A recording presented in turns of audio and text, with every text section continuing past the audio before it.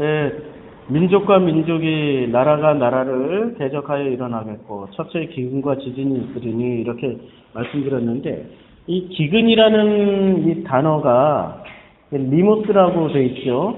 리모스가 성경 어디에 쓰여졌냐면은 리모스가 쓰여진 이 단어가 이 기근 리모스가 첫째의 기근과 이렇게 돼 있는데 누가복음 4장 25절에 쓰여졌어요. 기근이 참으로 내가 참으로 너희에게로는 엘리야 시대에 하늘이 새해 6달을 닫지어 온 땅이 큰 흉년이 들었을 때 이때 리모스 흉년 같은 단어 쓰고 있어요. 그러니까 엘리야 시대 때 큰 흉년이 무엇을 뜻하냐면 큰 흉년이 들었을 때 무엇을 뜻하냐면 말씀이 없었다는 거예요.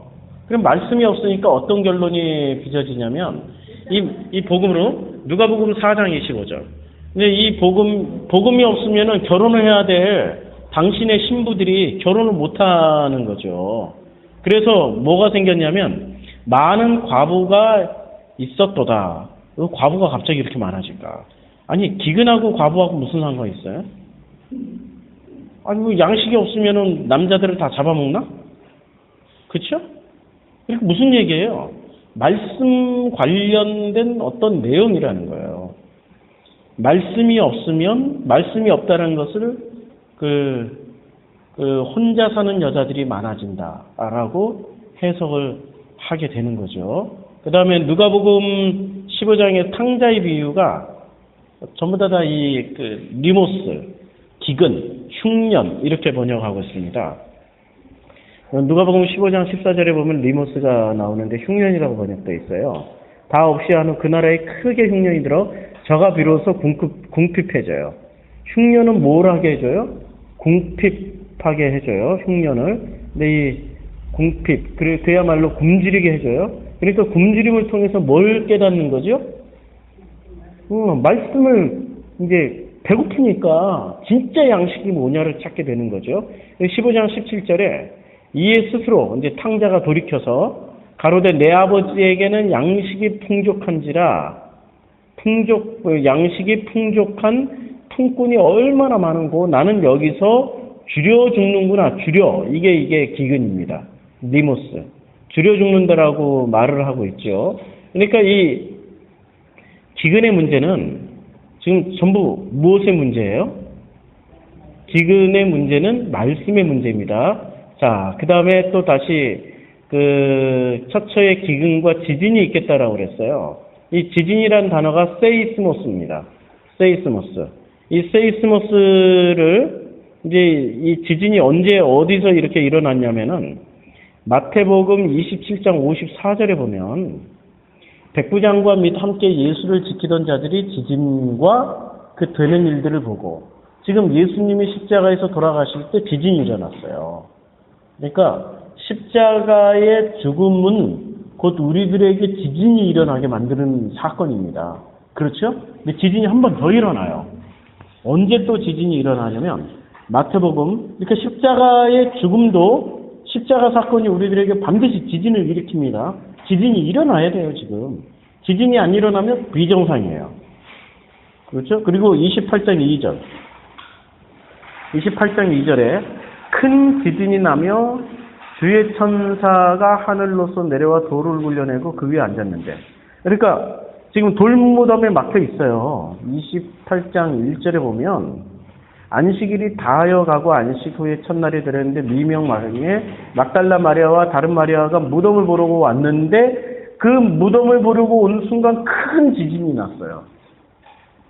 그러면 언제 또 지진이 난다라는 겁니까? 예수님 십자가 사건에도 지진이 일어났지만 부활 사건에도 지진이 일어나는 거예요. 이게 무슨 얘기죠?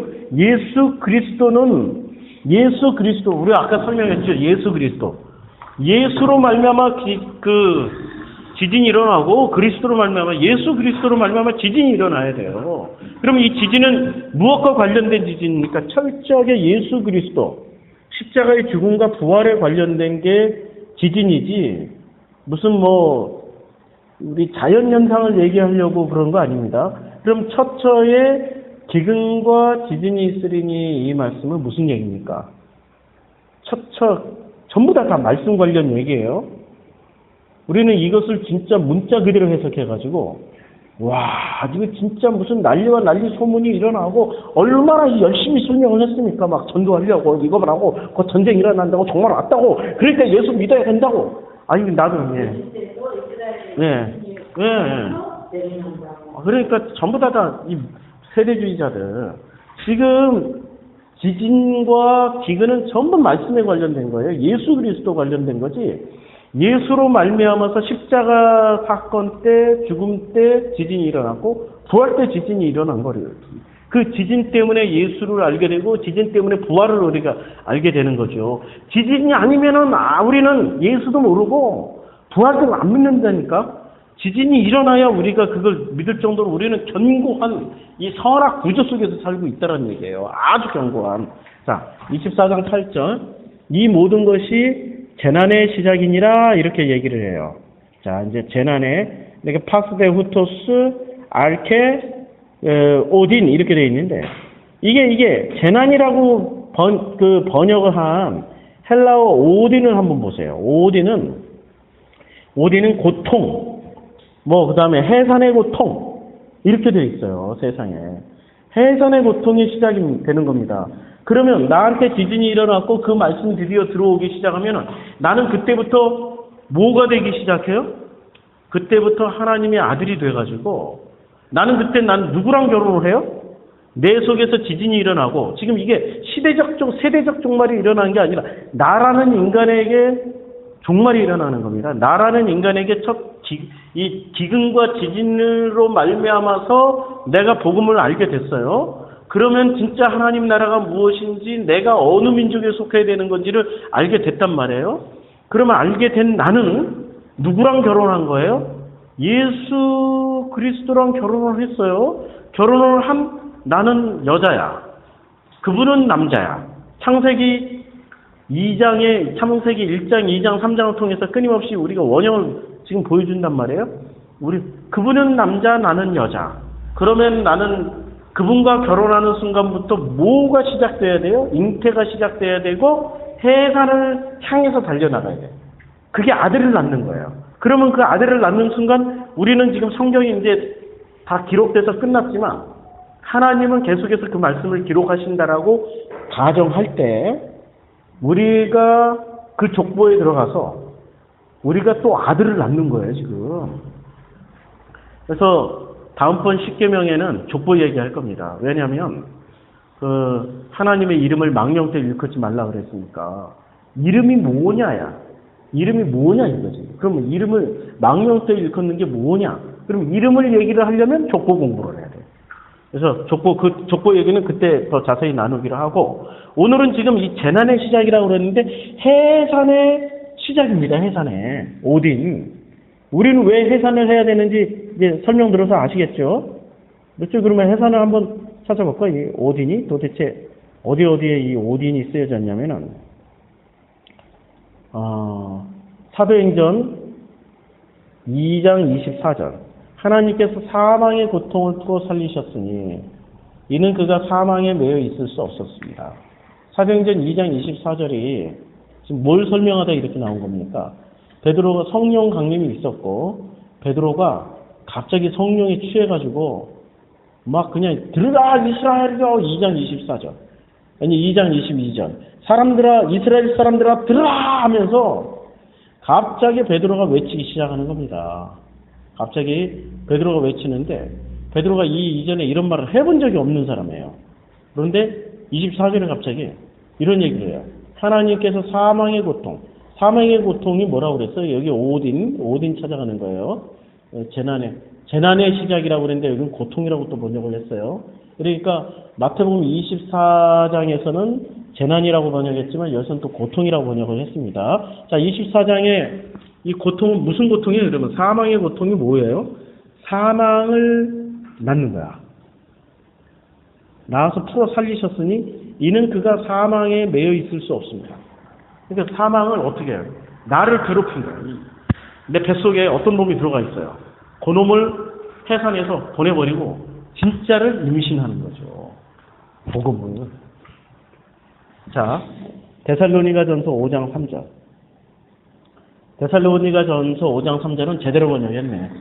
저희가 평안하다, 안전하다 할 때 그 잉태된 여자가 나옵니다. 드디어 평안하다, 안전하다 할 때 그 잉태된 여자에게 해산 고통이 이르렀어요. 이게 해산 고통이 오딘입니다. 재난이라고 번역했고 고통이라고 번역했고, 그리고 여기서는 해산 고통이라고 제대로 번역을 했네요.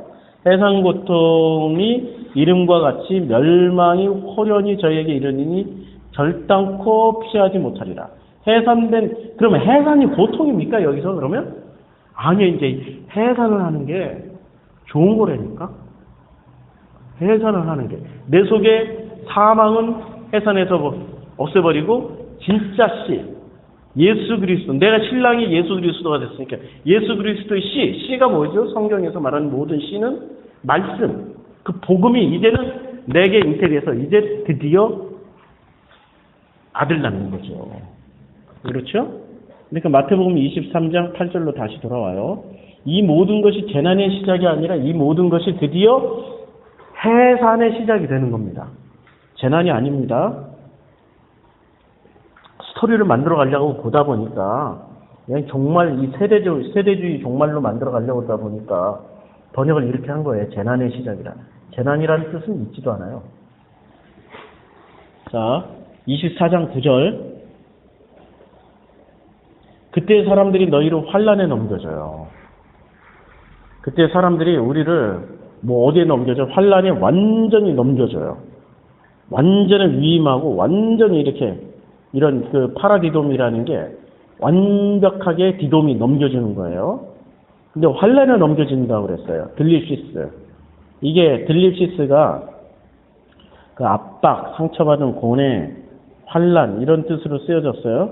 근데 이 단어는 들라보에서 모여들다, 애워싸다, 괴롭히다 이렇게 되어 있어요. 근데 이 들립시스가 이 환난이라고 이렇게 번역을 했는데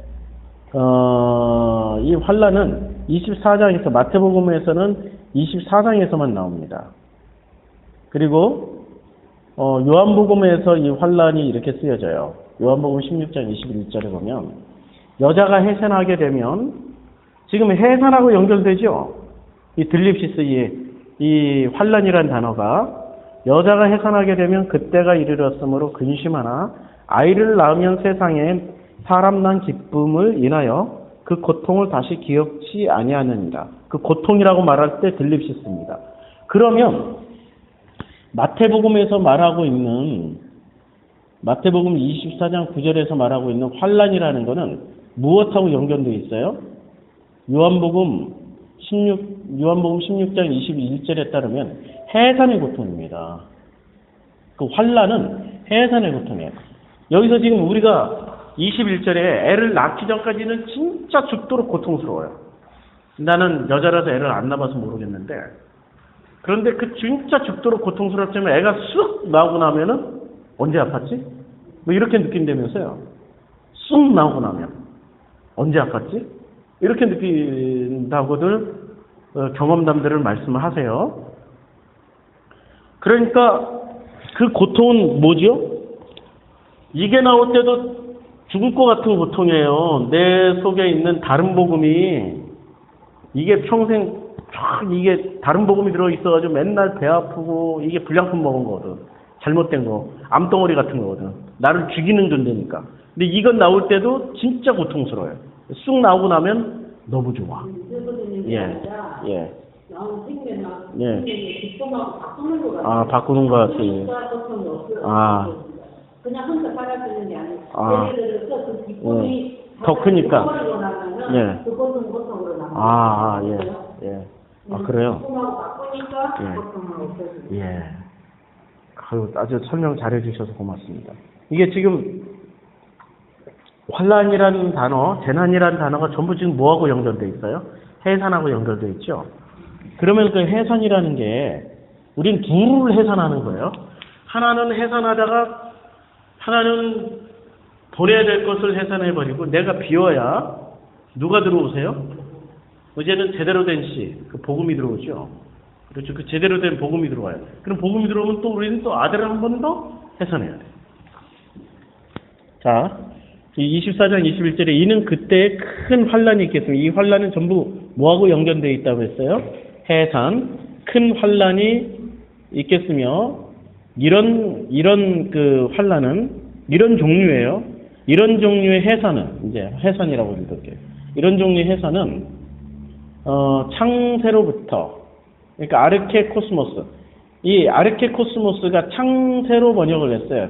왜냐하면 아르케가 시작이란 뜻이고 코스모스가 세상이니까 창세가 자 창세기 1장 1절을 어떻게 읽자고 그랬어요? 태초에 하나님께서 천지를 창조하시니라를 어떻게 읽자고 했어요? 태초에 하나님께서 천지를 만든 게 아니라 나라는 존재를 만드신다고 그랬죠. 그럼 창세로부터가 아니라 어떻게 읽어야 돼요? 나를 만드시는 그 순간부터 어떻게 됩니까? 이는 그때는 언제예요? 이 해산하는 그때부터 환란, 해산하는 고통이 있는 거예요. 환란이 우리가 환란을 들립시스라고 그랬으니까 환란이 있겠습니다. 그리고 창세로부터 나를 만드는 그때부터 지금까지 이런 환란은 없었고 후회도 없습니다. 왜? 내가 죽어야 되는 고통이 되니까 이게 십자가에서의 죽음이 해산의 고통이에요. 지금 나라는 존재는 죽고 누구로 다시 태어난다라는 거예요. 거듭나라고 그랬잖아. 거듭나는 고통을 이렇게 묘사하는 거예요. 빛이 들어오는 그게 순탄치 않다라는 거야. 그게 순탄치 않으니까 판이 뒤집어져야 돼. 지진이 일어나고 나라와 나라가 싸워야 되는 거고 민족과 민족이 싸워야 되는 거예요. 지금 내 나라는 존재 안에 복음이 들어오기가 이렇게 힘들다라는 겁니다. 이렇게 고통스럽고 이렇게 죽을 만치 해산의 고통을 겪어야 된다는 얘기예요. 이게 지금 마태복음 24장에 무슨 세대주의 종말론을 이야기하는 게 아니고요. 자, 창세로부터 지금 후에도 결코 없으리라. 여기는 지금 결코 없으리라고 우메 기노마이라고 되어 있는데 우를 빼버렸어요. 지금 우를 번역을 안 했어요. 우까지 번역을 해야 되는데 우까지 번역하면 결코 없어요. 왜냐하면 그 복음이 들어온 이후부터는 내게 고통이 없어요. 그 다음부터는 복음이 들어오기 전에는 늘 고통이었지. 이게 뭐 뱃속에 뭐 이상한 거 하나 넣어놓고 산다고 생각해요. 암덩어리 뭐 하나. 생명은 아닌데 이거는 죽은 자식이야. 왜냐면 내가 죽었으니까. 죽은 자식 하나 넣어놓고 이걸 품고 산다고 생각해봐. 아이고 안 지나서나 이거 불안하고 불편하고 그러니까 이런 거죠. 교회 가서 다른 말씀을 들어봐요. 다른 복음을 듣고 있어봐. 이게 당신의 양들은 그거 못 견뎌요. 주인의 음성을 아는데 주인의 음성을 못 듣고 막 이상한 가짜 목자의 음성만 듣고 있으면은 죽을 것 같아요. 내 문제 해결 하나도 안 되고 문제 해결이라고 얘기하는 게 무슨 소원 성취 전지전능 이 땅에 잘 먹고 잘 살고 이런 게 아니고요. 내 문제들 아시잖아요. 그것 때문에 하나님 주신 데니까 복음으로 부르시려고 자꾸 그냥 내 속에서 끊임없는 그 환난과 고통과 처처에 무슨 내 기근과 지진이 일어날 만큼 내 속에 그런 거 주세요. 나를 뒤집어 엎어버리기 위해서. 가족 문제, 뭐 사업 문제, 다 주님이 인간관계 문제까지 다 주세요. 그런데 복음이 싹 들어오고 나면은 내 상황은 하나도 변한 게 없어. 그런데 나는 변했어. 나는 변해가지고 어떻게 살아가요? 이제는 뱃속에 시커먼 그런 것을 넣어놓고 사는 게 아니라 뱃속에 주님의 말씀에 그 씨를 가득 담고 사니까 이제는 너무 편한 거야. 불편하지가 않은 거예요. 지금 그 얘기하는 거랍니다. 이 말씀이 그 얘기하고 있는 거예요. 자, 지금 후에도 결코 없는 거예요. 뭐가? 내게 지진이 일어나는 그 시점에 요게 이제 판이 뒤집혀서 복음이 들어오니까 그 다음부터는 그런 것도 결코 없어요. 결코 없어. 그때부터 뭐가 이루어져요? 그때부터 나는 천국이 이루어지는 거죠. 하늘나라가. 그 나라에 들어갔으니까. 그 나라에 들어가는 거예요. 자, 24장 22절. 마태복음 24장 22절까지 벌써 넘어왔나요? 아니죠. 24장 이제 10절. 10절 이제 10절을 글쎄 어떻게 하다가 내가 24장 예, 환란 때문에 이렇게 넘어가다. 10절 그때 많은 사람이 시험에 빠져 서로 잡아주고 서로 미워하는 거예요. 시험에 빠진다. 이게 스칸달리조가 시험에 빠져라고 번역을 했는데요. 걸려 넘어진 겁니다. 예. 예. 실족하게 돼요. 예. 그러니까 이게 함정에 빠져들고 실족하게 되어라는 게 좀 더 잘 번역한 겁니다. 그때 많은 사람이 어떻게 돼요? 실족하게 돼요. 실족하게 되어 서로 잡아주고 서로 미워하게 돼요. 자, 그러면 이 실족하게 된다라는 스칸달리조라는 단어가 나오는 성경 구절이 있습니다. 똑같은 단어로 썼어요. 11장 6절. 마태복음 11장 6절. 누구든지 나를 인하여 실족하지 아니하는 자는 복이 있도다. 그럼 예수로 인하여서 실족하게 되는 겁니다. 그렇죠?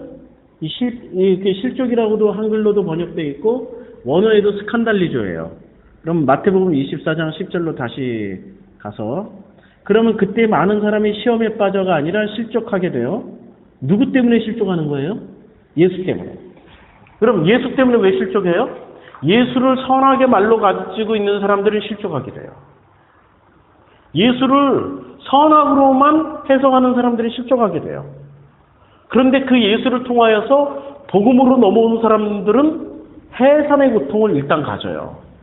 그러면 해산하는 사람이 좋은 겁니까? 안 하는 사람이 좋은 겁니까? 해산하는 사람. 해산을 해야 돼요, 해산은.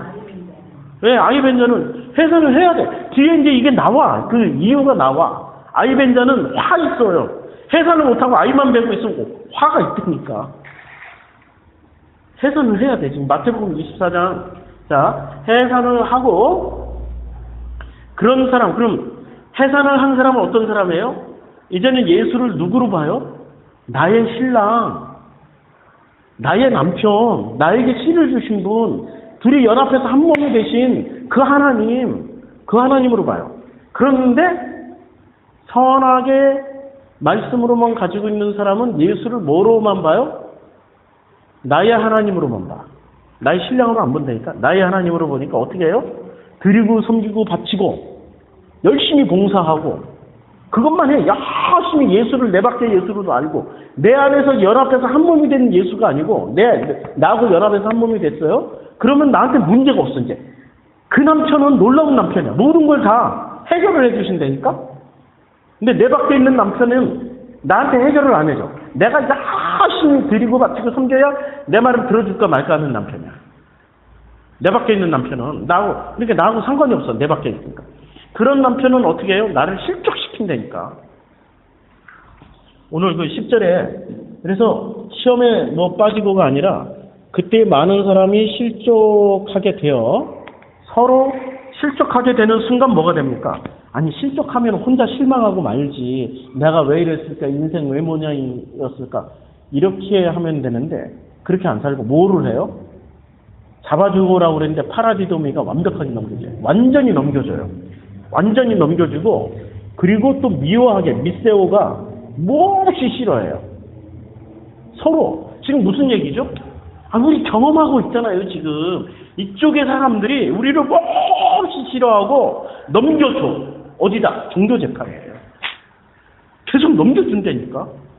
지금 시대가 좋아가지고 종교 재판만 넘겨주지만 시대가 좀 험악했던 시대들이 있었어요. 200년 전만 미국 사회 200년 전에 유럽만 해도 마녀 사냥해버렸어요. 마녀 사냥을 해버린다니까. 죽여버려요 그냥. 복음 얘기하면 죽여버려요. 실제로 그 마녀들이 복음을 얘기했는지 안 했는지 그런 얘기하는 게 아닙니다. 종교가 이 선악을 가지고 있는 사람들은 지금 IS들이라고 생각하면 돼요. 다에시들. 지금 얼마나 많은 사람들을 그냥 참수해버리고 세상에 요만한 5살짜리 꼬마애들을 총 쏴 죽이라고 그런 거 시키고 있는 집단이란 말이에요. 진짜 무서워. 이 사람들은 그러고도 남아요. 선악의 기준은 철저하게 하나님이 아니라 자기니까 자기 혼자만이 남아야 돼. 자기가 절대 최고의 선악을 구사하는 사람들은 최고의 선을 구사하는 사람들은 자기만이 기준이니까 남은 인정할 수가 없어. 남은 인정 못해줘. 복음을 얘기한다고 하는 사람들도 이렇게 진짜인지 가짜인지 어떻게 구분하냐면 선악으로 판단하면 가짜예요. 우리는 선악으로 판단할 게 아니라 생명으로 덮인 선악이기 때문에 뭐로 판단해요? 사랑으로 판단해요. 사랑으로. 그런데 사랑으로 최종 판결문을 쓰지 않고 선악으로 판단하는 그런 사람들은 가짜예요, 가짜. 아무리 입으로는 복음을 얘기하더라도 그거 위험한 겁니다. 지금 그 얘기예요. 11절. 거짓 선지자가 많이 일어나 많은 사람을 미혹하겠으며 라고 되어 있습니다. 자, 거짓 선지자가 푸슈도 프로페테스입니다. 그러니까 이 유사의 그러니까 유사 선지자들. 자, 이 유사 선지자들이 에게이로 일어납니다. 많이 일어나요. 에게이로 일어나라 할 때 에게이로입니다. 그래서 미혹을 합니다. 플라나오. 그래서 길을 벗어나게 만들고, 아까 플라나오 설명했죠. 방황하게 만들고, 플라나오의 뜻이 이거예요. 방황하게 만들고, 헤매게 만들고, 속이고, 죄를 짓게 만들고, 넋을 잃게 만들고, 길을 벗어나게 만들어요. 많은 사람들을.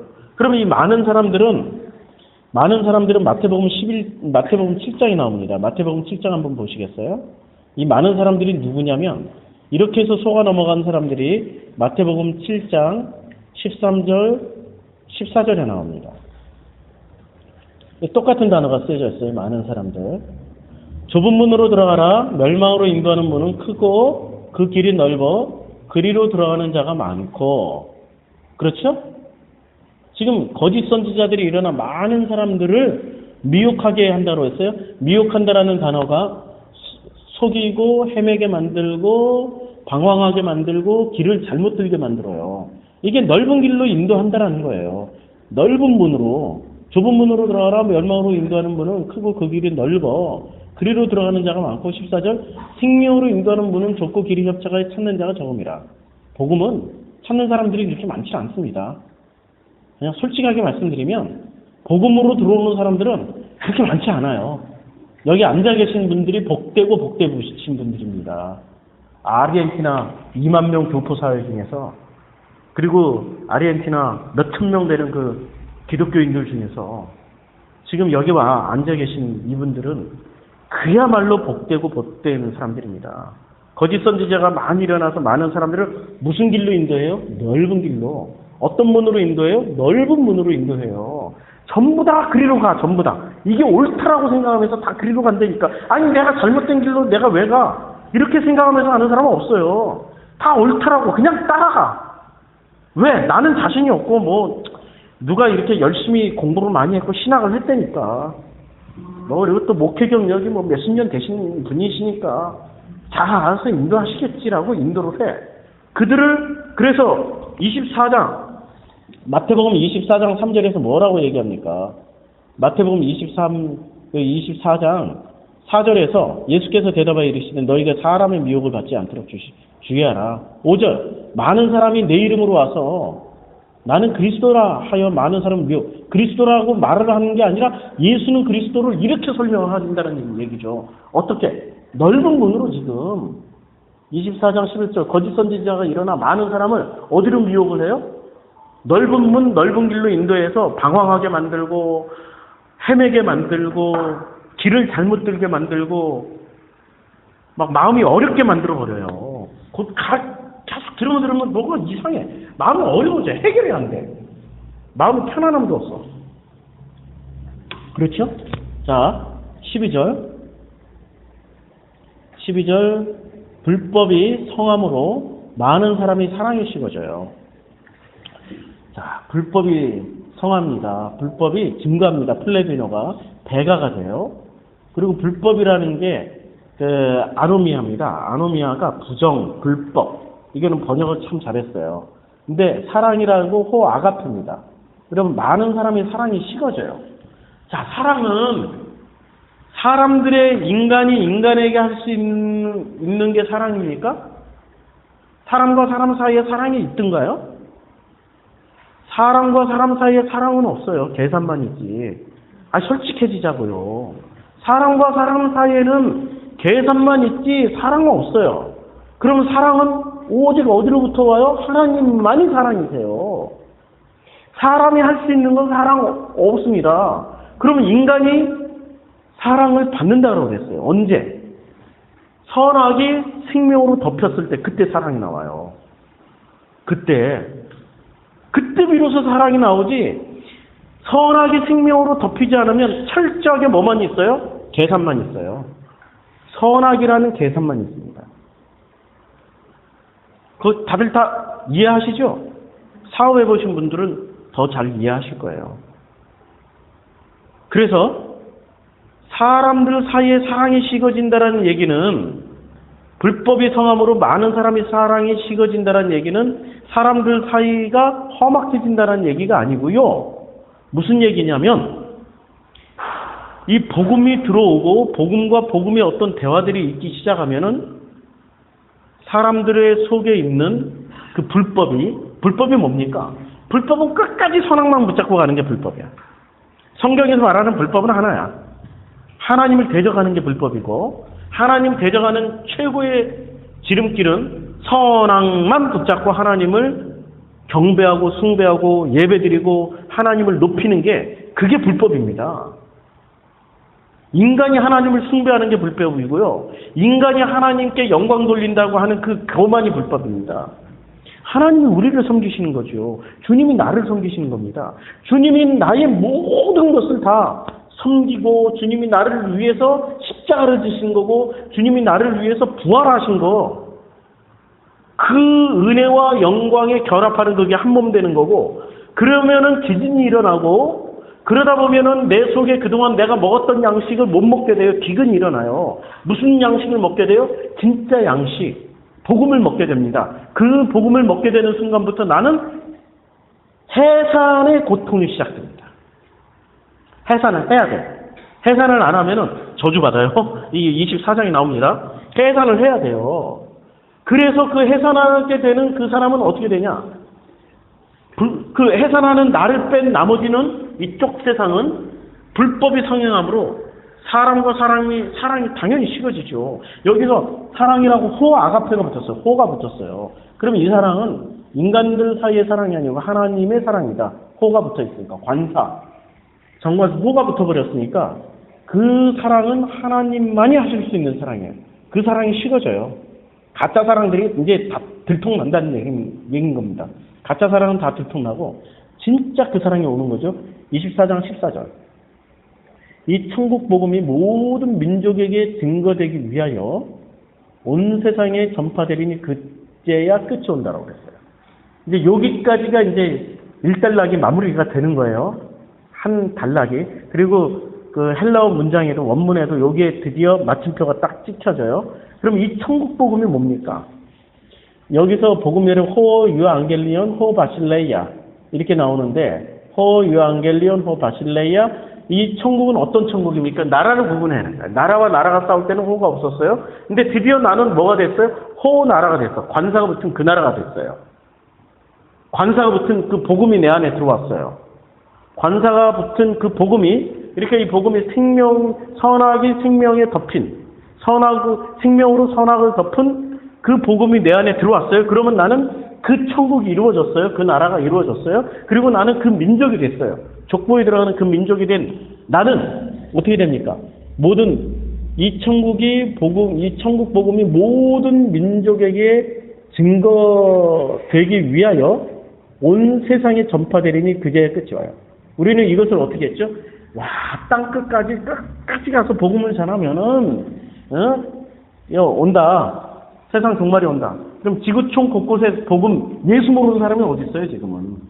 이렇게 매스미디어가 발달돼 있고 다 예수 안 되니까 지금 그런 얘기 하는 게 아니에요. 이 끝까지 그냥 예수 이름 증거해야 종말이 온다. 그래서 우리는 선교사를 파송해야 된다. 이런 식으로 지금 이 구절을 이용해 먹고 있단 말이에요. 그런 내용이 아니고 나라는 인간의 종말은 언제 와요?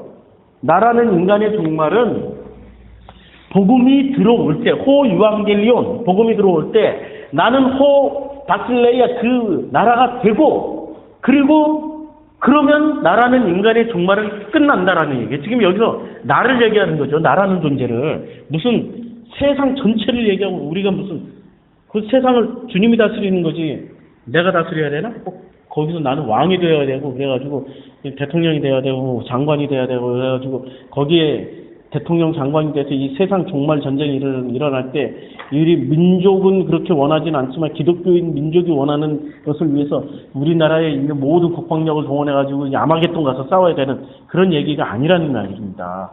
나 얘기하는 거야, 나 얘기.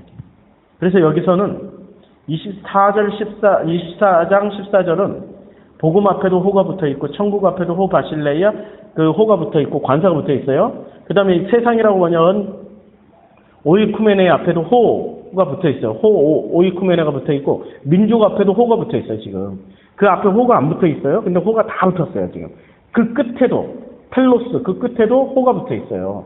그러면 이때 이 호는 전부 무슨 호냐? 앞에 나왔던 것들을 다 받은 거야. 앞에 나왔던 관사는 앞에 나온 걸 봤잖아요. 그럼 앞에 나왔던 그 민족이 내가 변해 있어. 호 민족이 돼 있고 그 나라는 호 나라가 돼 있고 그리고 나라는 존재는 그래서 호 텔로스 종말이 온 거예요. 끝은 아니라고 그랬죠 앞에. 그럼 끝이 왔어 지금. 어떻게 왔어요? 그 복음이 도둑처럼 임한 거야. 그날처럼 임해가지고 나라는 인간의 종말은 드디어 끝하고 왔어요. 그리고 나라는 인간은 끝나고 이제부터 나는 죽고 누구로만 살게 돼요? 그리스도로 말미암아서 그리스도로 다시 태어나서 성령으로 말미암아 살게 되는 존재가 되는 거예요. 지금 24장 1절부터 14절까지는 일단락 짓고 이제 15절부터 새롭게 시작합니다. 15절부터 새롭게 시작해요. 자, 15절부터 그러므로 너희가 선지자 다니엘의 말한 바 멸망에 가증한 것이 거룩한 곳에 선 것을 보거든 읽는 자는 깨달을진저. 멸망에 가증한 것이 뭡니까? 멸망이라고 말한 게 에레모시스예요. 이 에레모시스는 약탈, 황폐 이렇게 되어 있어요. 그런데 이 에레모시스는 버려두다, 황폐하게 하다라는 에레모 2049번으로부터 왔어요. 그러니까 멸망, 황폐하다, 에레모시스는 황폐하게 되고 약탈당하는 거예요. 이 멸망이라고 번역할 수가 없어요. 멸망이라는 뜻 자체가 없어요. 그래서 에레모시스가 성경에 몇 번 쓰여졌냐면 3번밖에 안 쓰여졌어요. 그리고 전부 다 같은 내용이에요. 이 종말장에 다 쓰여졌어요. 딱 3번밖에 안 쓰여졌고, 근데 용법이 그러니까 한 번밖에 안 쓰여졌다고 보면 되는 겁니다. 근데 이게 멸망이라고 번역해가지고 오해의 소지가 많죠. 멸망이 아니고 약탈당한 거예요. 약탈당해서 황폐하게 된 겁니다. 그럼 우리는 뭘 약탈당하는 거죠? 뭘 약탈당하는 거예요? 복음을 약탈당하는 거죠. 생명을 약탈당하는 거예요, 지금. 생명을 약탈당하는 거예요. 그러면 왜 하필 선지자 다니엘이 나왔을까? 다니엘이 무슨 말을 했습니까? 다니엘이 한 말. 다니엘이 한 말이 뭐가 있어요? 그럼 이 시점에서 이걸 제일 잘 해석해 줬다라고 생각하는 그룹들이 있었어요. 저도 한때 많이 봤어요. 안식교 신자들이, 안식교 신자가, 안식교가 세대주의 종말론주의자들 아닙니까? 다니엘이 본 꿈, 이렇게 했어요.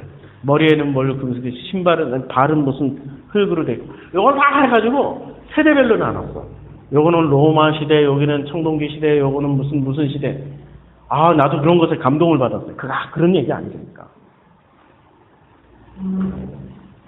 다니엘이 한 말 중에 무슨 말을 했어요? 다니엘이 한 말이 다니엘서 전체겠죠. 그렇죠.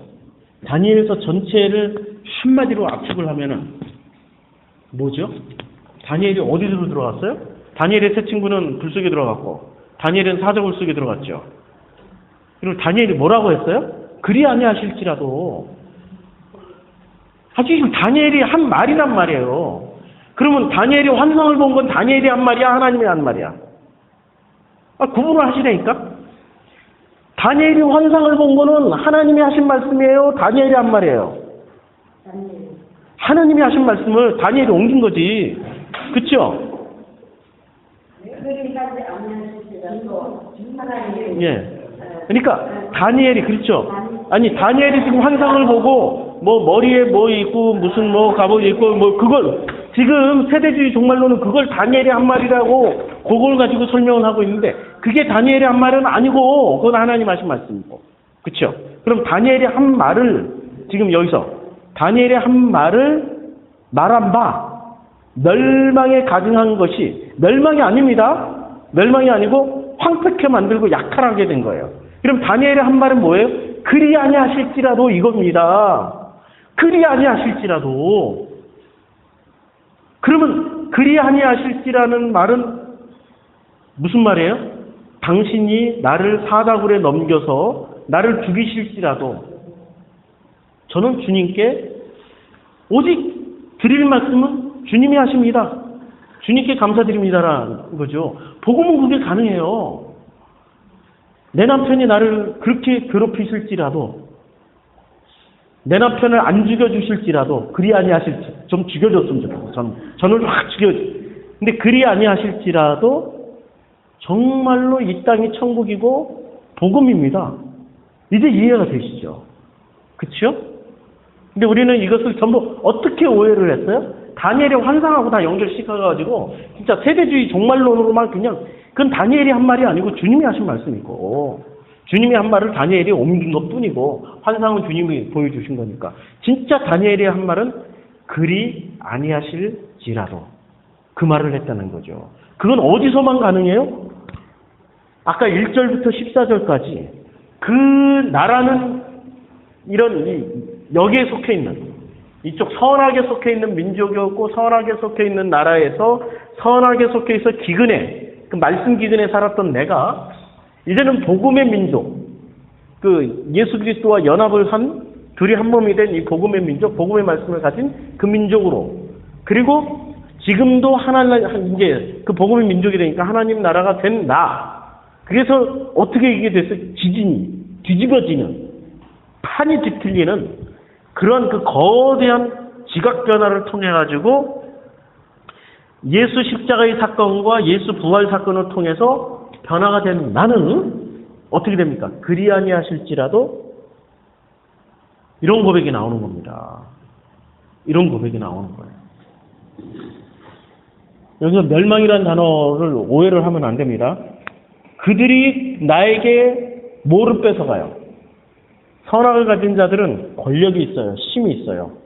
내게서 모든 것을 뺏어간다 할지라도 그리 하실지라도 그리 아니하실지라도 내 소원과 내 모든 것을 들어주시지 아니하실지라도 저는 주님으로 인해서 감사합니다. 눈물 나네요. 이 구절이 정말 눈물 나도록 너무너무 소중한 말씀 아닙니까? 그렇죠? 그래서 말을 하고 있습니다. 깨달을진저. 깨달을진저가 이런 얘기입니다. 이해를 해라. 이런 얘기입니다. 노예오라는 단어가 마음을 사용하다, 이해하다, 마음에 두다, 심사숙고하다, 인지하다, 생각하다.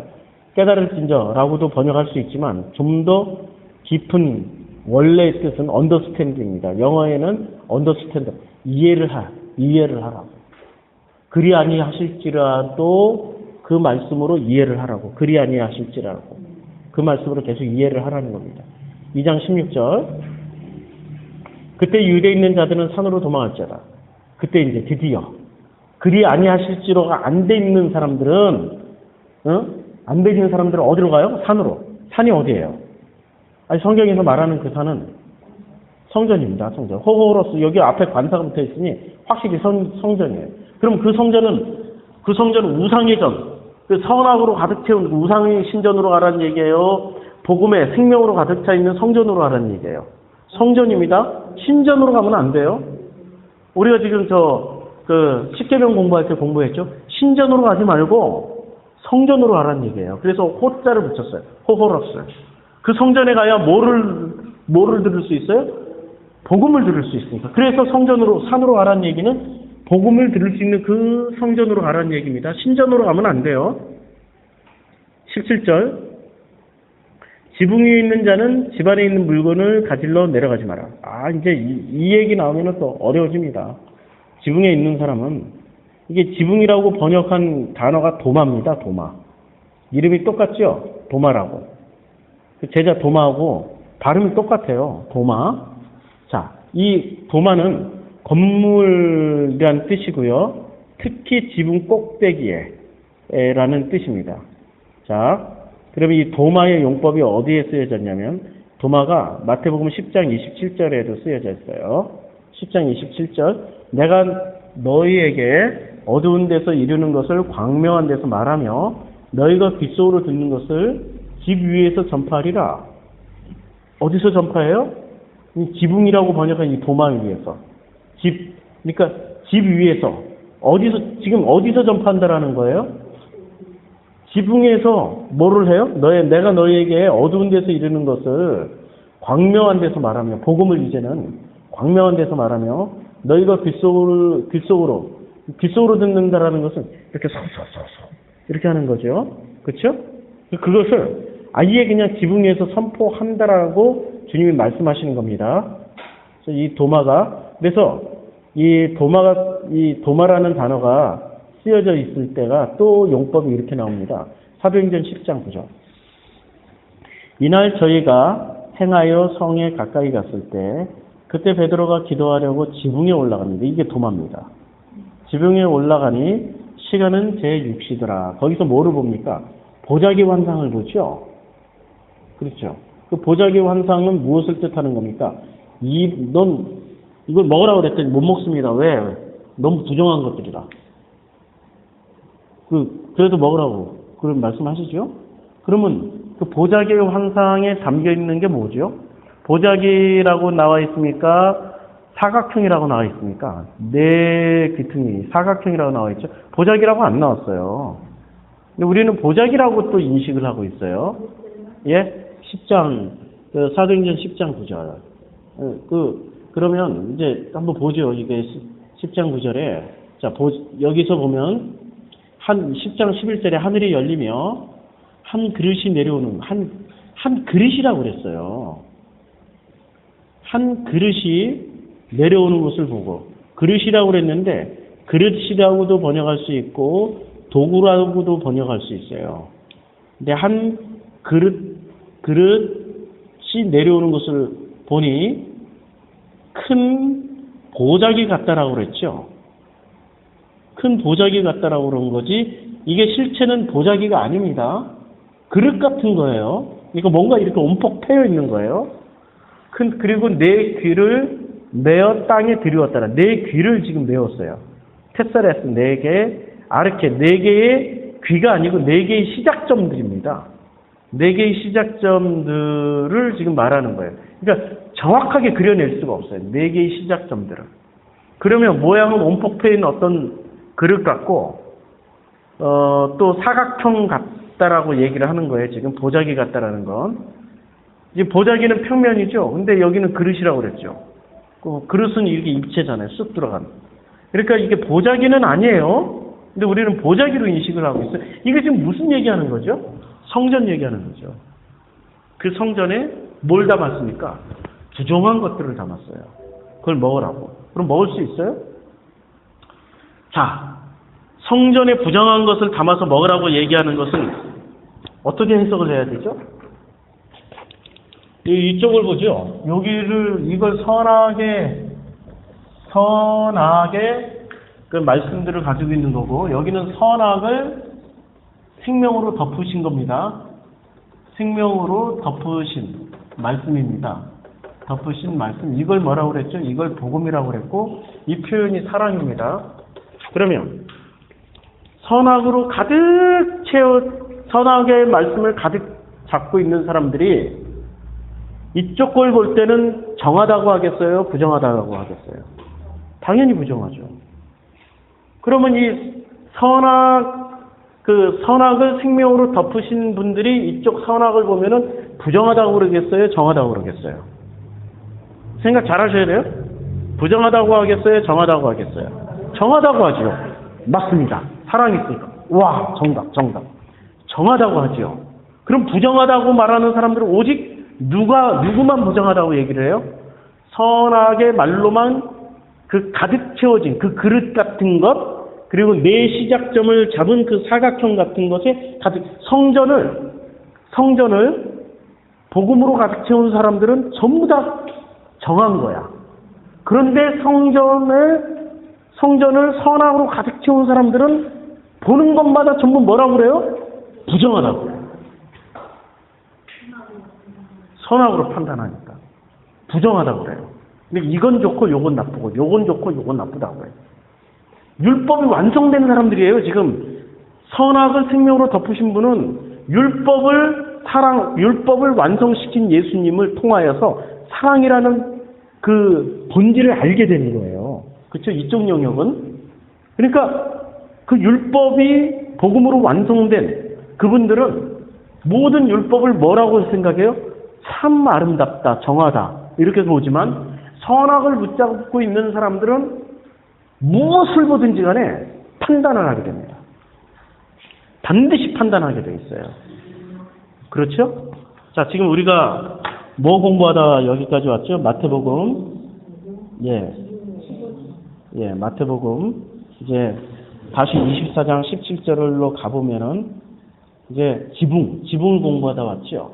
자, 그러면 그 지붕은 뭘 선포하는 지붕이에요? 복음을 선포하는 지붕이에요. 그치요? 복음이 있는 곳이라니까? 그 지붕에서 지금 베드로가 놀랍게 그때 복음을 봤어요. 먹으라고 그랬더니 안 먹었어. 그럼 베드로는 그때 뭐가 가득 차 있었어요? 복음으로 가득 차 있었던 게 아니라 선하게 말을 많이 가지고 있었단 말이에요. 뭐라고 그랬더니 나는 못 먹습니다. 부정을 볼 내가 어떻게 처먹습니까? 뭐 이러고 덤비고 있었어. 이 베드로 기질이 있어가지고 못 먹는다니까요. 안 처먹어요. 막 이러고 있었는데. 베드로가 참 나중에 진짜 복음을 알았어요. 나중에. 과정에 징검다리 엄청 많이 건너가신 분입니다. 징검다리를. 그래서 베드로 형님이 꼭 나 같아요. 징검다리를 엄청 많이 건너가신 분이기 때문에. 그러니까 그때 그 수준에서 베드로는 복음을 알고 있었죠. 그런데 더 건너가야 됐던 거예요. 더. 계속 징검다리를 건너가야 됩니다. 그럼 그 지붕에서 내려가지 말라라는 것은 무슨 얘기예요? 복음을 네가 이제 들었지? 그러면 내려가야 돼요? 내려가지 말아야 돼요? 내려가지 말아야 돼요. 내려가지 말아야 되는데 물건을 가지러 가지 말라고 그러네. 또 물건. 이러면은 물건이 도대체 물건이 도대체 뭐냐 이거야. 그런데 원문을 보세요. 물건이라고 번역한 그 단어가 호입니다. 호인데 여기 밑에 땡땡땡땡땡땡 되어 있죠.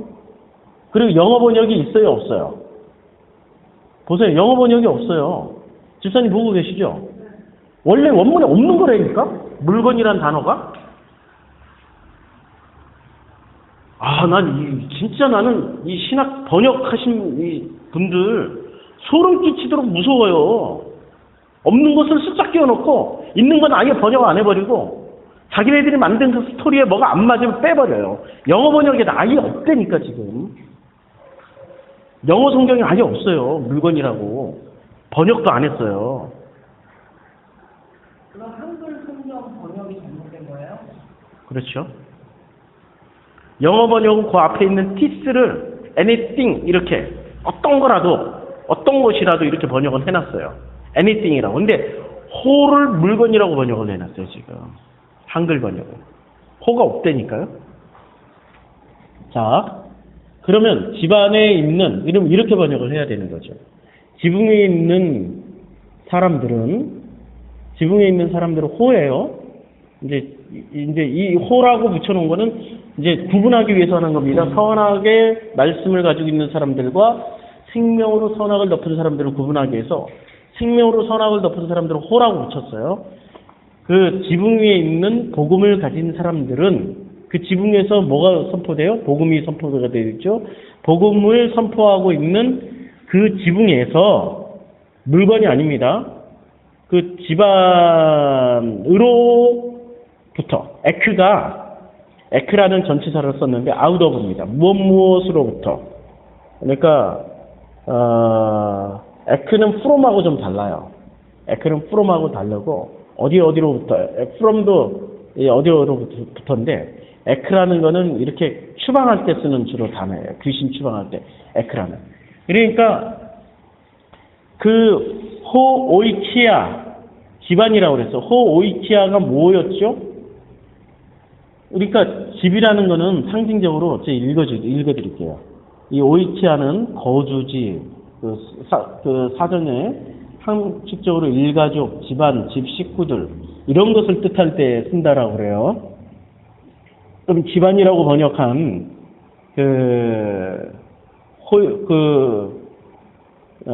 오이키아를 이제 용법을 쭉 살펴보면 이 용법이 어디에 나오냐면 마태복음 2장 11절 집에 들어갑니다. 아기와 그 모친 마리아와 함께 있는 것을 보고 엎드려 아기에게 경배하고 보배압을 열어 황금 유약과 모략과 예물을 드립니다. 그렇죠? 예물을 드리려고 오이키아로 들어가요. 그럼 그 오이키아에는 누가 있어요? 예수가 있어요. 누가 찾아왔어요? 동방박사들이 황금, 유약, 모략을 드리려고 왔습니다. 황금, 유약, 모략은 또 뭐죠? 경배하는 어떤 대표 재물이 될 수 있고 인간이 드릴 수 있는 최고의 것들이 될 수 있는 거죠. 자, 그 다음에 마태복음 5장 15절에 사람이 등불을 켜서 말 아래 두지 아니하고 등경 위에 두나니 이러므로 집안 모든 사람에게 비춥니다. 그럼 그 집안 모든 사람들에게 비춰지는 장소가 어디입니까? 집, 오이키아예요. 오이키아. 그러면 성경에서 이제 좀 복잡하니까 제가 간단하게 결론만 이렇게 말씀드리면 이 오이키아는 뭘 뜻하냐면 집이 예수가 있는, 예수를 경배하는, 그리고 빛이 가득히 비치는 그 집으로부터 나와서 지붕 위에 올라갔으면 다시 그 집으로 가지 말라는 거예요. 그럼 뭐 하는 데죠? 그 집은 오이키아는 성전이 여기는 성전이지만 여기는 뭐가 된다고 그랬어요? 이쪽은 성전 맞아요. 이제 선악으로 생명을 덮은 데는 성전이 맞고 선악으로만 성경을 해석한 데는 신전이에요. 우상의 신전. 신전에서 나와서 그 성전, 그 신전 꼭대기에서 지금 복음을 듣고 있단 말이에요. 다시 내려갈 필요가 있어요? 없어요? 없어요. 그리고 여기서 내려가지 말라고 했는데 번역을 카타바이노예요. 카타바이노가 이제 내려가다 이런 뜻입니다. 그러면 카타바이노가 내려오실 수 있는 분은 누구예요? 말씀이 육신돼서 내려오실 수 있는 분 예수밖에 없어요. 그렇죠? 우리가 내려갈 필요가 없어요. 누가 내려가요? 주님이 다 오셨으니까. 카타바이노 주님이 오셔가지고 자리를 딱 잡으시는 그게 마태복음 5장 1절 장면입니다. 이건 제가 산성순 첫 번째 그 프로시쿠마이 교회에서 했던 그걸 들으시면 돼요. 자, 24장 18절. 이제 밭에 있는 자는 겉옷을 가질러 뒤로 돌이키지 말지어다. 자, 근데 이 밭은 아그로스예요. 이제 관사가 붙었어요. 밭에 있는 그 사람도 호예요. 근데 밭에 있는 그 전치사 n이에요. 밭 안에 있는 그 사람은 겉옷을 가질러. 이 겉옷은 왜 필요하죠? 구원받기 위해서 필요한 옷이죠. 그렇죠. 히말티움. 그러면 이 사람은 이 밭 안에 이미 있다니까. 그 밭은 어떤 밭이에요? 복음의 밭이기 때문에 이 그 사람은 아그로스. 그 밭 안에 이미 있어요. 그럼 그 밭 안에 뭐가 있어요? 뭘 발견했어요? 이 아그로스에서? 보화를 발견했죠. 그러면 그 보화를 품고 있으면 되는 거예요. 깔고 앉아 있으면 돼, 그냥. 그 밭 안에만 있으면 돼. 30배, 60배, 100배의 열매를 맺는 그 복음이란 그 말씀, 그 안에만 있으면 돼요. 굳이 겉옷이 필요하나요? 겉옷은 보여주기 위한 것이죠. 진짜는 복음을 가지고 있으면 되는 거죠. 복음이 겉옷이고 속옷이고 다 그렇단 말이에요. 복음이. 그 복음을 가지고 있는데 겉옷을 가지러 갈 필요성이 있을까요? 없죠. 이제 설명됐죠? 복음만 있으면 되는 거예요. 자, 19절. 그날에는 드디어 아이 된 자들과 젖먹이는 자들에게 화가 있어요. 그날에는 아이의 그 가스델이에요.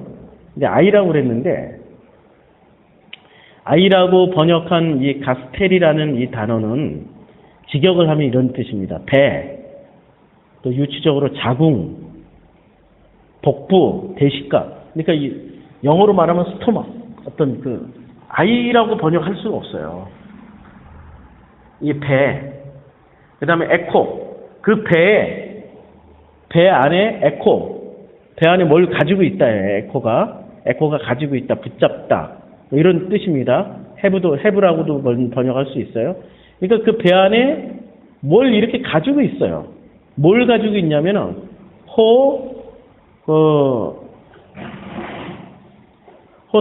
이 텔라조가 젖먹이는. 그래서 그날에는, 그 헤메라에는, 그, 에케이노스,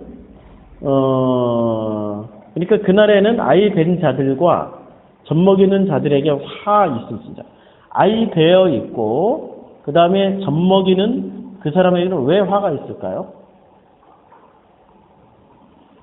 자, 해산을 했어요. 해산을 하라고 그랬죠. 그 다음에 여기서는 우리가 뭔가를 낳아야 돼요. 뭘 낳아야 돼요? 복음이. 그러니까 아들을 낳아야 돼요. 어떤 아들을 낳아야 돼요? 내 이름은 지워지고 이제 나는 누구로, 이제 우리가 이삭의 옷을 생각하면 돼요. 이삭과 야곱, 에서의 관계. 야, 너 목소리는 야곱인데 만져보니 에서더라? 이제 우리는 어떤 아들을 낳아야 되냐면, 너는 목소리는 기마목에 바가목인데 만져보니 예수네? 너 어떤 아들을 낳아야 돼요? 예수라는 아들이 낳아 있어야 돼. 그 아들이 이제 누구예요? 그 아들이 사실은 아들이 아니라 나야, 나. 나는 예수를 죽고 그리스도로 다시 태어나서 성령으로 말미암아 살아가는 나예요. 그런데 대표 이름은 뭐예요? 예수. 그렇지, 아들을 낳아야 돼요. 근데 그 아들이 지금 젖을 먹어요. 단단한 음식을 못 먹고 있어요. 성경에서는 젖을 먹는 게 좋은 겁니까? 안 좋은 거야. 단단한 음식을 먹어요. 그러니까 화가 있는 거죠. 그리고 화 있을지죠. 네, 그 화가 있으리로다라고 번역한 요 단어 우아이. 우아이는 화 있을진저가 아닙니다. 화 있을진저가 아니라 슬프다. 오호, 슬프다. 이렇게 탄성을 내는 소리입니다. 화 있을진저가 아닙니다. 화가 있으리로가 아니에요. 오, 슬프다. 뭐 이런 내용입니다. 오, 진짜 슬프고 슬프도다. 이런 내용이에요. 자, 어떤 사람이 슬프다라는 그런 거죠? 복음으로 자기를 낳지 못한 사람. 그리고 아직도 단단한 음식을 먹지 못해. 복음을 못 먹는 거예요. 단단한 음식은 뭐죠? 선악을 생명으로 덮으신 그 말씀을 못 먹고 선악으로만 먹는 거예요. 젖이라는 게. 얼마나 먹기 편해요. 선악의 말씀은 진짜 지금도 귀에 달대니까. 야, 이렇게 살면 성공한다니까? 뭐 가와만사성이라니까? 이게 다 선악의 말이잖아요. 얼마나 막 먹기에 좋아요. 근데 복음의 말은 내가 뒤집혀야 돼서 단단한 음식이라 못 먹어요. 자, 20절. 지금 맞나요? 지금 우리가 14절, 20절. 그래서 너희가 도망하는 일이 이제 도망하는 시기에 대해서 24장 20절. 너희가 도망하는 일이 겨울이나 안식일에 되지 않도록 기도하라. 자, 기도하라라고 그랬는데 이 기도가 아이테오나 제테오가 아니고 프로시코마입니다. 그러면 여기서 기도하는 것은 내가 막 주님 주시옵소서 이렇게 찾고 구하고 하는 기도가 아니고 어떤 기도냐면 주님이 우리에게 주시는 것을 받는 거예요. 주님의 섬기심을 그냥 받는 게 기도입니다. 그리고 내가 받고 충만하게 그 그릇에 채워주면 이렇게 흘러나가는 거예요. 그러니까 너희는 도망하는 일이 겨울이나 안식일에 되지 않도록. 이게 왜 우리는 왜 도망을 가야 될까? 휘게. 왜 도망하는 일이 겨울이나 케이몬, 이 케이몬이 비가 많은 계절입니다. 겨울, 나쁜 날씨. 겨울이나 사바스, 그 안식일 안에서, 사바스, 안식일, 매대, 이게 이제 그 겨울에나 안식일에 되지 않도록, 기도하라. 이렇게 번역을 했는데요.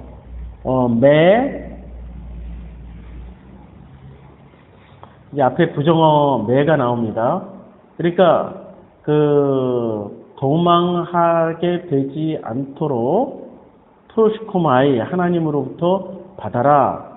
겨울. 이 케이몬이 겨울인데 어디에 많이 쓰여졌는지 한번 찾아서 읽어볼게요. 케이몬은 그렇게 많이 쓰여진 단어가 아니기 때문에 찾아서 읽어볼게요. 마태복음 16장 3절. 아침에 아니 겨울이란 단어 케이몬. 케이몬 16장 3절에 아침에 하늘이 붉고 흐리면 오늘은 낮이 굳겠다 하나니 이게 케이몬이에요.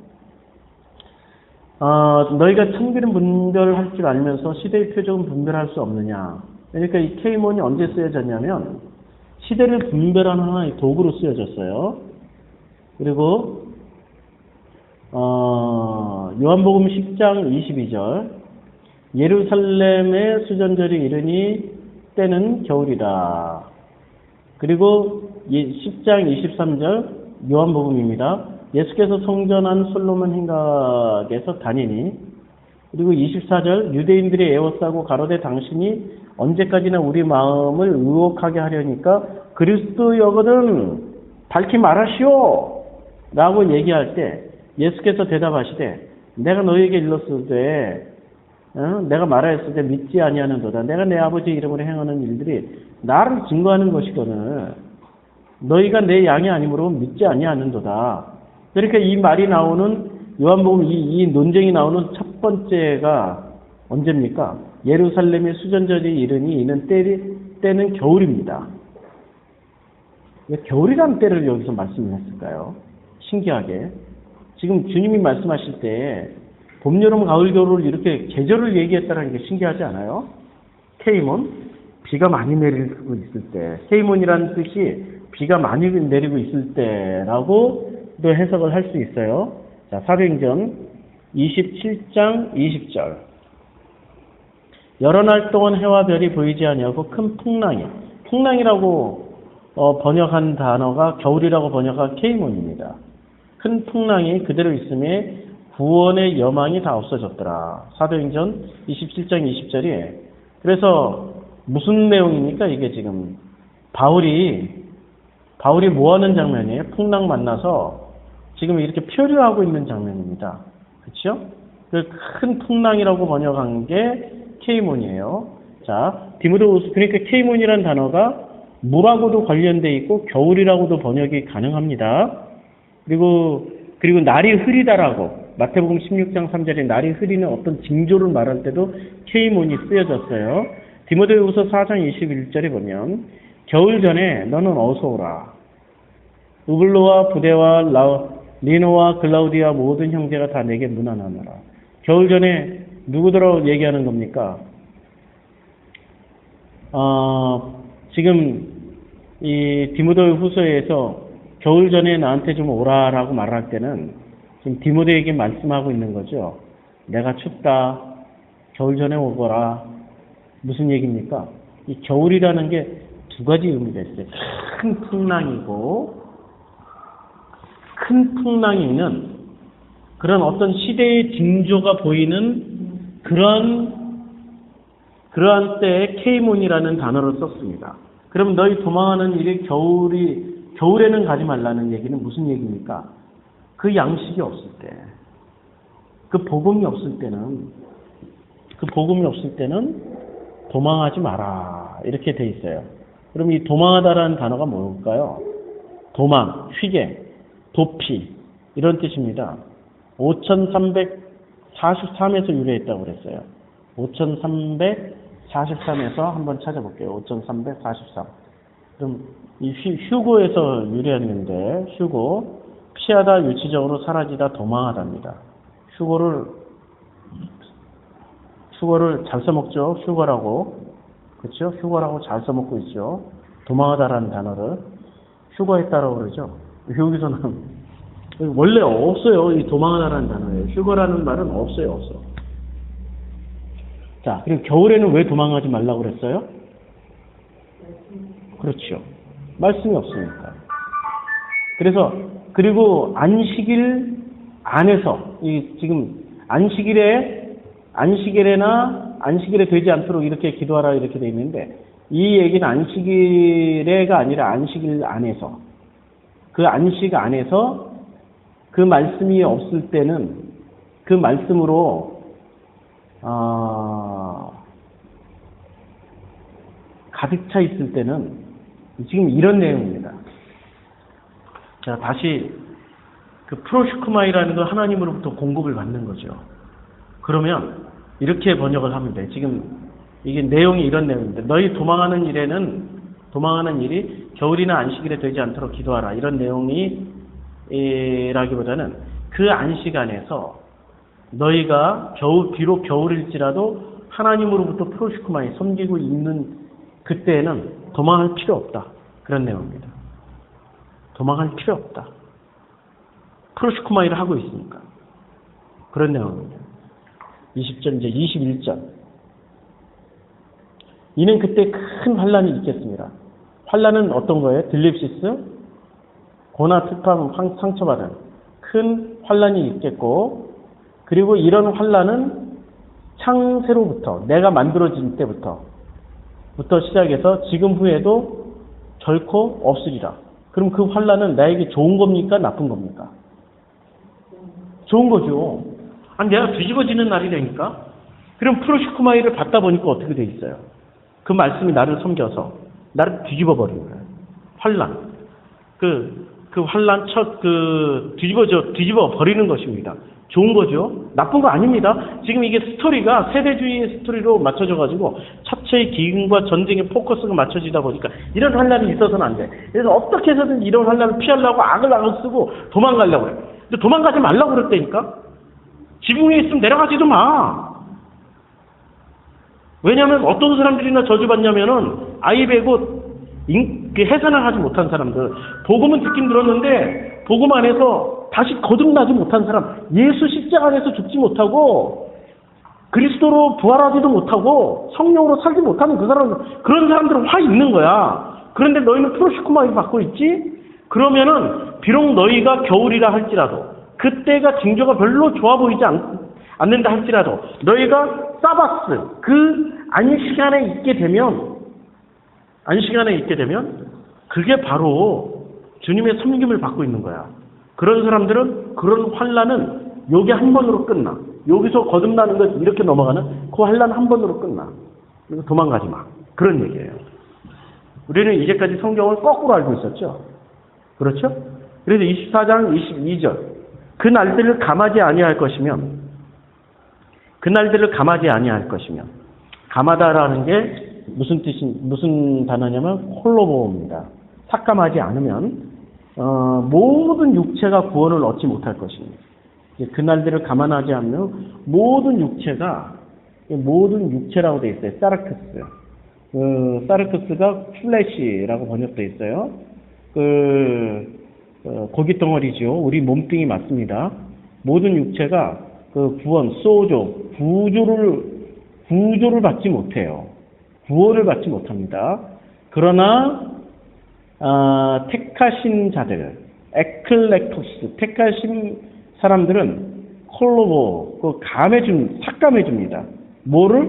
코헤메라. 그 날들을 삭감을 해줍니다. 이게 이제 무슨 얘기죠? 이제 여기까지 공부했으면은 우리는 삭감 받았어요. 뭐로 삭감 받았어요? 우리는 삭감 받았다니까. 만달란트 빚진 것을 다 삭감 받았어요. 우리는 어마어마한 빚을 탕감 받은 사람들입니다. 그 삭감하다라는 이 단어를 그날들을 모든 육체가 그날들을 감하시리라 이 콜로보가 어디에 쓰여졌을까요? 딱 여기에만 쓰여졌네 지금 이 종말장에만.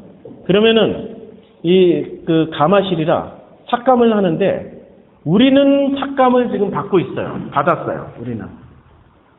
우리는 지금 삭감을 받았고 그날들을 감하지 아니할 것이면 모든 육체가 구원을 얻지 못할 것이다. 모든 육체가 구원을 못 얻어요. 지금 이게 무슨 얘기입니까? 모든 육체는 사르크스예요. 우리 몸뚱이들은 구원을 못 받아요. 감해주지. 우리는 이것을 어떻게 이해를 했습니까? 환란이 너무너무 심해가지고 우리 육체적으로 도저히 견딜 수가 없다. 그래서 그날을 딱 줄여주고 주님이 그날을 그 환란 날을 확 줄여주면은 우리가 그래도 그 육체를 가지고 좀 견딜 수 있을 것이다. 이렇게 이해를 했단 말이에요. 그렇죠? 이 구절을 이해를 할 때 그렇게 그 구절이 맞습니까? 그런 내용이 맞나요? 그런 내용 아니죠. 23절을 한번 더 읽어봐요. 22절, 23절. 거짓 그리스도들과 거짓 선지자들이 일어나 큰 표적과 기사를 보여 할 수만 있으면 택하신 자들을 미혹해 하게 하리라. 그러니까 지금 여기서 거짓 그리스도는 전부 누가 미혹한다고 그랬어요? 거짓 그리스도, 거짓 선지자들은 다 누가 그렇게 된다고 그랬어요? 사람들. 24장 4절에 사람들이 거짓 그리스도, 거짓 선지자들. 그 사람들이 큰 표적과 기사와 이적을 행해요. 그러면 우리 육은 지금 무엇을 견뎌야 되는 거예요? 그 육에 사르크스 육에 우리 그날들을 감하지 아니하면 모든 육체가 구원을 얻지 못할 것이나 그러나 택하신 자들을 위하여 그날을 감하리라고 그랬죠. 택하신 자들은 어떤 사람이 택함을 받은 사람들이에요? 이게 좌측에 서 있는 사람들입니까? 우측에 서 있는 사람들입니까? 우측. 그러면 선하게 생명으로 받음을 받은 사람들은 택하심을 받은 사람들이고 선악만 끝까지 붙잡고 종교 생활을 하는 사람들은 택함을 받지 못한 사람들이에요. 그러면 우리는 누구한테 감을 받았어요? 우리 해산 한 번으로 끝났어. 근데 이 사람들은 해산 한 번이 아니라니까요. 이 사람들은 뭐라고 그랬어요? 육체, 고깃덩어리라고 그랬어요. 그냥. 그는 성경에서 창세기 1장, 2장에서 뭐라고 그래요? 짐승. 이 사람들은 구원이 없어요. 짐승. 자, 23절. 이제 23절을 읽고, 지금 얼마나 떠야 되나요? 23절을 읽고, 1시간 넘게 했네. 1시간 20분이나 돼요.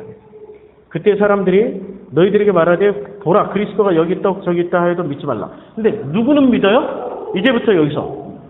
이 사람들은 그리스도가 여기 있다, 선지자가 저기 있다 해도, 누구는 안 믿고 누구는 믿어요? 이쪽은 믿고 이쪽은 거짓 선지자 거짓 그리스도, 거짓 선지자를 믿어요. 선하게 붙잡혀 있는 사람들은. 그런데 선하게 생명으로 덮인 사람들은 안 믿어요. 이제 구분을 한다니까. 구분을 해. 그래서 이 사람들은 감을 이미 그 날수들이 다 감해졌어요. 근데 구분을 하니까. 근데 이 사람들은 계속해서 여기서 구분을 못하고 끌려다녀요. 끌려다니는 것을 주님은 마태복음 11장 28절에 뭐라고 말씀하십니까? 수고하고 무거운 멍에를 지고 와요. 무겁고 수고하고 무거운 멍에가 뭐라고 그랬어요? 컨테이너 하나. 배에서 내려오는 그 컨테이너, 몇 톤짜리 컨테이너를 지고 수고가 뭡니까? 계속 점이면서 토막 내는 듯한 그 고통 속에서 살아가요. 이쪽에 그런 시스템이잖아 말이에요. 감해지지가 않아 여기는. 근데 여기는 감해져요. 여기는 몽땅 다 감해져가지고 그 다음부터는 누구랑 살아가요? 날마다 주님 안에서 프로시코마에 하면서 천국을 살아가게 되는 거죠. 그렇죠? 24장 24절. 거짓 그리스도들과 거짓 선지자들이 일어나 큰 표적과 기사를 보이며 할 수만 있으면 택하신 자들도 미혹하게 해요. 누가? 거짓 그리스도들과 거짓 선지자들이 할 수만 있으면은 그들은 할 수만 있으면 끄집어내서 어디 갖다 앉혀놔야 돼요? 여기다 갖다 앉혀놔야 돼요. 아니 우리 지금 그 일이 벌어지고 있잖아요. 아르헨티나 여기서 벌어지고 있잖아요. 막 쳐들어까지 온다니까, 쳐들어와가지고. 지금 그 일이 벌어지고 있다니까. 이게 지금 세대주의 종말론을 얘기하는 겁니까? 철저하게 나의 종말을 이야기하는 겁니까? 철저하게 나의 종말. 우리 여기서 일어났죠. 경험했단 말이에요. 그래서 25절 이렇게 말씀하고 있습니다. 보라, 내가 너희에게 미리 말하였노라. 미리 말씀했어요, 이제. 미리 말씀했어요. 26절. 그러면 사람들이 너희에게 말하되 보라, 그리스도가 광야에 있다 해도 나가지 말고 보라, 골방에 있다 해도 믿지 말라. 왜 하필 또 골방일까? 골방에 있으면 누가 믿나? 골방이 타메이온입니다. 타메이온은 무슨 뜻이냐면은, 타메이온은 되게 은밀한 장소, 뭐 침실. 그런데 이 타메이온은 약을 제조하는데 어디서 뭘 제조를 해요?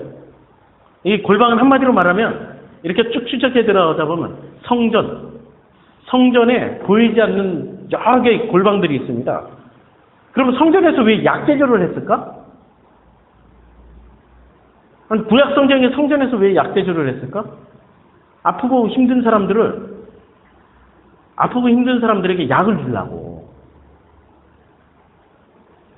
그 레위기에 보면 처방전이 되게 많아요. 주려고. 왜? 아니, 육체적으로 고통스러우니까 해결해 달라고. 아니, 지금 죽어가는 사람, 아픈 사람들 앞에서 우리는 그렇게 기도하죠. 주여 낫게 해주시옵소서. 다시 일어서게 될 줄로 믿습니다. 뭐 이렇게 기도하잖아요. 아니, 우리는 이렇게 기도를 안 한다니까. 주님, 이 고통을 통하여 가지고 이 형제가 진짜 복음을 만나게 해주세요. 이 죽음의 문을 통과하고 있는 이 연세 드신 이 권사님, 진짜 복음을 만나게 해주세요. 이렇게 기도 안 한다니까, 지금. 승질나. 막 집어 던지고 싶어. 끝까지 막 그냥 낫게 해달라고 그러고, 끝까지 살려달라고 그러고, 악을 안 쓰고 있는 게, 우리가 지금 그게 잘하는 기도처럼 우리는 그렇게 배웠어요. 아니라니까? 그런 거 하지 말라고 그랬어요. 그러면 사람들이, 자, 너에게 말하되 보라, 그리스도가 광야에 있다 해도, 아니면 골방이, 광야하고 이 골방 서로 대조법 되니까, 와, 골방 거기, 와, 광야는 진짜 많은 사람들 앞에서 우리는 이렇게 이해하고 있는데, 그게 아니고, 복음을 알면은 기도가 바뀌어요. 그쵸? 약제조 같은 거 안 해요. 처방전 같은 거 안 써줘요. 그거 자체가 주님의 섬기심인데, 이쪽은 그렇게 해요. 좌측에 있는 편은. 자, 그러면 광야는 뭡니까? 이 광야는 에레모스예요. 그러면 이 에레모스에서 이 광야는 어떤 데입니까?